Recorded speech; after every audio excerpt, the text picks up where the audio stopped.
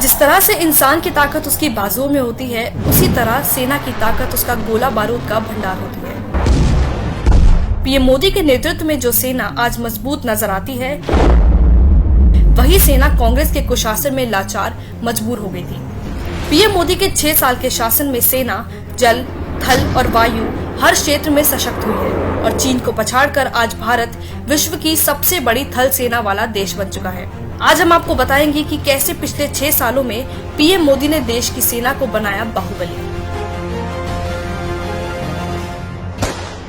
वायुसेना। Rafale fighter jet. वर्षों से देश की वायुसेना को मल्टी रोल फाइटर जेट की जरूरत थी, जिसे सिर्फ मोदी सरकार ने पूरा किया और वायुसेना के लिए 36 राफेल फाइटर डील कर देश को सुरक्षित बनाया। अपाचे और चीनूक हेलीकॉप्टर।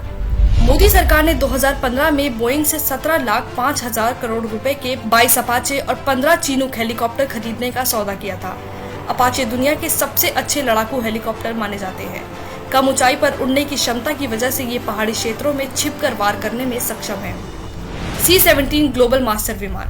अमेरिका की बोइंग कंपनी से मोदी सरकार ने एक और डील की। इसमें उन्होंने उनसे उनका C-17 ग्लोबल मास्टर विमान खरीदा। ये विमान किसी भी मौसम में लंबी दूरी तक बड़े लड़ाकू उपकरणों और सैनिकों को ले जाने में सक्षम है।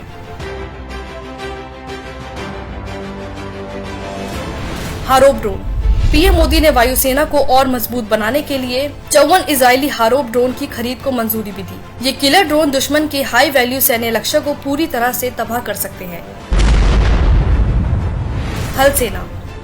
S-400 missile defence system. S-400 missile defence system को दुनिया में सबसे अत्याधुनिक माना जाता है। पीएम मोदी 40,000 करोड़ रुपए खर्च कर इस मिसाइल डिफेंस सिस्टम की 5 रेजिमेंट को खरीदकर देश की सेना को मजबूत बना रहे हैं।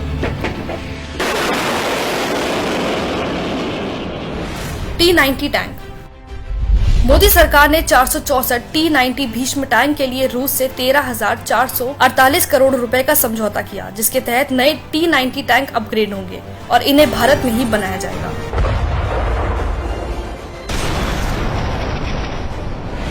SIG-716 assault rifle.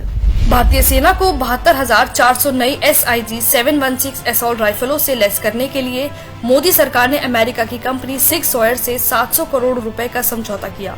Bullet proof jackets. 9 साल के इंतजार के बाद पीएम मोदी ने 2018 में सेना के जवानों को उपलब्ध कराई थी 1,86,000 बुलेट प्रूफ जैकेट्स। जल सेना। पनडुबिया। भारतीय नौसेना के प्रोजेक्ट 75 के तहत मझगांव डॉकयार्ड लिमिटेड और फ्रांस के मेसर्स के साथ मिलकर 6 पनडुब्बियों का निर्माण कर रहे हैं, जिसमें INS कलावरी 2017 और साइलेंट किलर INS खंडेरी पनडुब्बी 2019 में भारतीय नौसेना में शामिल हो चुकी है। Anti tank guided missile. सेना के लिए फ्रांस की 5,000 एंटी टैंक गाइडेड मिसाइल मिलान 2T के लिए मोदी सरकार मंजूरी दे चुकी है।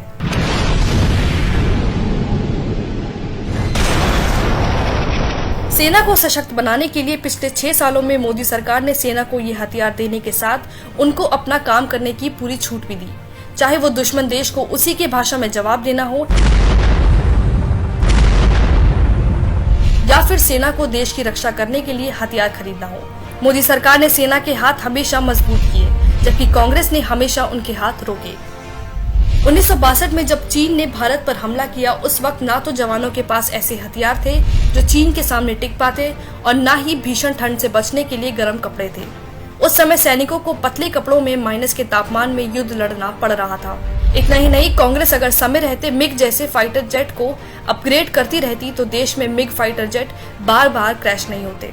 1971 से 2012 के बीच 422 मिग दुर्घटनाग्रस्त हुए, यानी हर साल 12 मिग दुर्घटनाग्रस्त हो गए, जिसकी वजह से दुर्घटना में 171 पायलटों को शहीद होना पड़ा। कांग्रेस इतनी निर्दयी हो चुकी थी कि बुलेट प्रूफ जैकेट के लिए सेना को 10 साल इंतजार करना पड़ा। जब बात राफेल फाइटर जेट खरीदने की आई तो कांग्रेस ने हाथ खड़े कर दिए। Because of the shortage of money, this financial year don't expect any finalization of the agreement. Congress सरकार ने देश की सेना को अपंग बनाने का कोई मौका नहीं छोड़ा, जिसको बताने के लिए पूर्व सेना अध्यक्ष जनरल VK सिंह ने मनमोहन सिंह को चिट्ठी भी लिखी थी।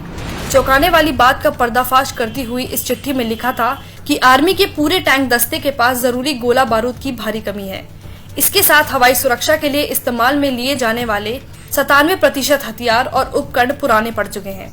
थल सेना के जवानों के पास हथियारों की कमी हो गई है।